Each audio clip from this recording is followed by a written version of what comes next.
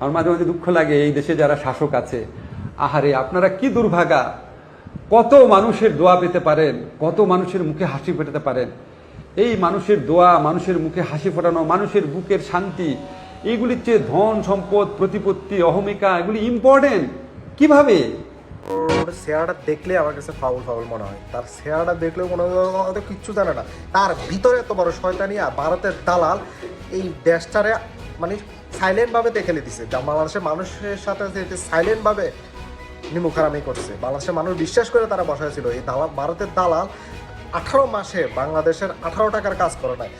আরও নতুন প্রবাসে যারা আইব তাদেরকে আরও হ্যারাসমেন্ট করে তাদেরকে স্কিল সার্টিফিকেটের নামে এমন একটা কাগজ ধরাই দিছে, এই কাগজটা করতেই 25 থেকে 30 হাজার টাকা প্রবাসী থেকে চাঁদা হিসেবে নিচে।